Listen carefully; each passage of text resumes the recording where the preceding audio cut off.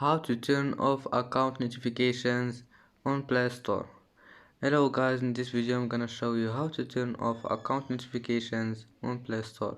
First, go to Play Store and then click this one on your profile and then click settings and now general, and then you need to find this one, click on it, notifications. And now all you need to do is just need to find account and turn it off, and then click this one. And as you see, the account notifications has been turned off. If you want to turn it on again, just click on it